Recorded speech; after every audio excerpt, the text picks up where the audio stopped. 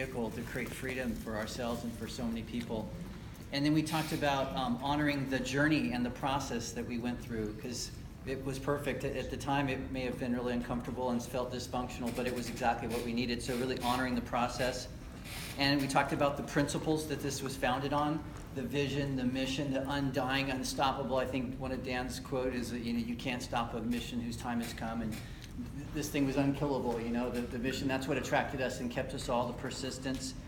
And I mentioned the evidence-based, one of the principles being Dr. A's commitment to being authentic with evidence-based ideas, not fads, not gimmicks.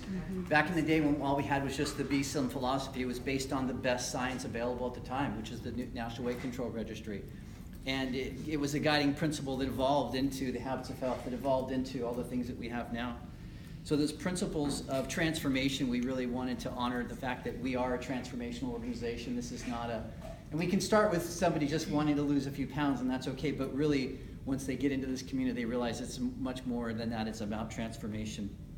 We also talked about honoring the diversity and the openness of this team to not get comfortable and stuck in our way, but to be open to the leadership to come in with new ideas, and even the outliers like Kim and Whitney and people that rock the boat, but make you think about things that maybe need to be improved and thought about. We also talked about, Adam mentioned the legacy that we've left, the millions of lives that we've touched over the years that take shape for life and health inventions. And even the ones that didn't make it, the ones that may have been with coaches for 3 months, but they got us through the month of December into March where we made it, so having that honor of the people, even if they didn't stay the course. Also, I want to kind of mention the events, how pivotal these events have been for us as a community. When we gather, special things happen.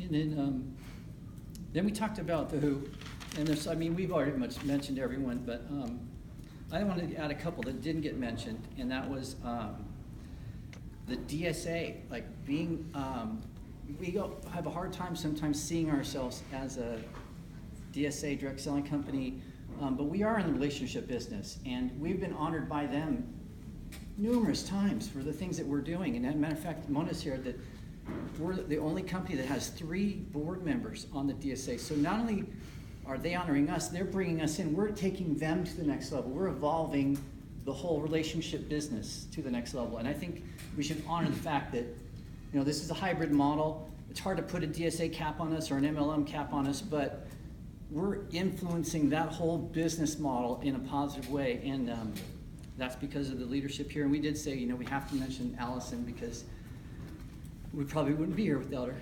How about her dad? And then Dan, all the leaders that have already been mentioned, that's really important. And we also need to honor, as you mentioned, Marshall and Fritz and all the people that helped us, make the turns that we needed to make at the right time. And I think that's it. Oh, all the former CEOs and VPs, I thought, that's a really important thing. Is that they were perfect, Yeah. They were perfect at the moment, and now we have evolutionary CEOs and presidents and chairmen. But We had a long learning curve to get over. So that's it.